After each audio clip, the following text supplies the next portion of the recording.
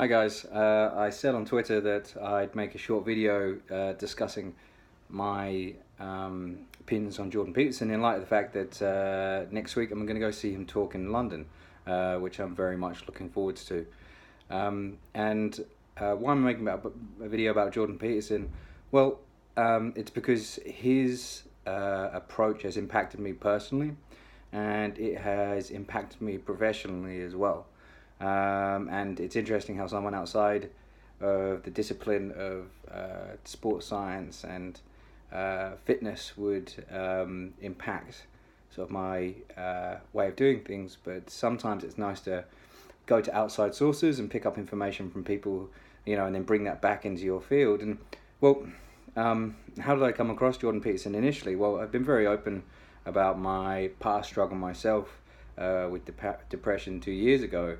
And like a lot of skeptics, I was very dubious about taking antidepressants, particularly SSRIs.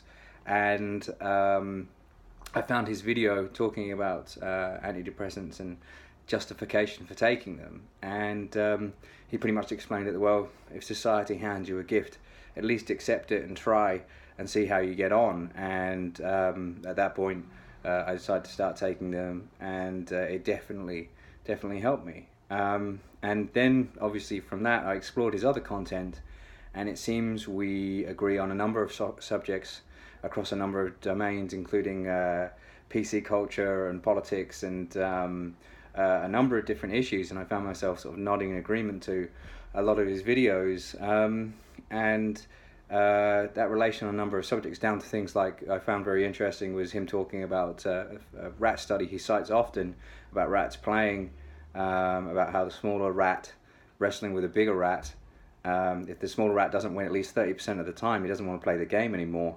And it's weird because I see this in people, particularly in jiu-jitsu and in youth sports, in that dominant kids, the dominant people have to let the little guy win sometimes, otherwise the little guy's just going to lose interest and not want to play anymore.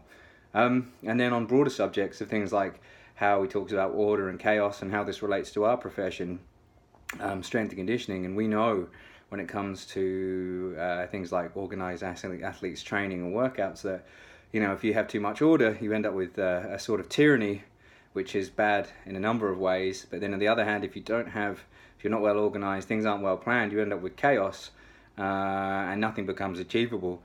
So we know that training is a process of balancing those two elements, a yin-yang, order within chaos and chaos within order, usually ends up winding up with the best results.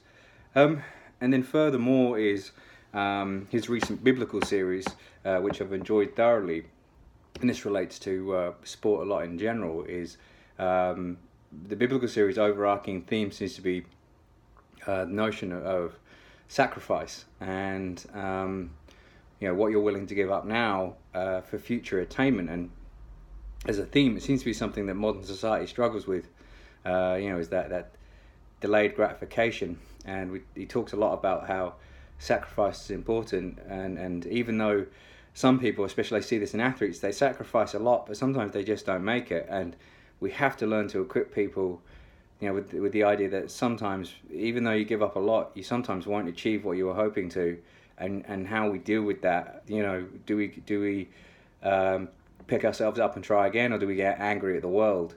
Because quite often society tells us what we have to do and what we should achieve, but it doesn't equip us particularly well for failure. And he talks a lot about how to deal with failure and things like that. And other things, listening more than you talk, and being a person that can be depended upon when things go badly. These are all qualities sort of athletes and coaches should strive to achieve. So I might make a second video after I picked up his book and seen him this coming Monday, and talk about the book a little bit maybe.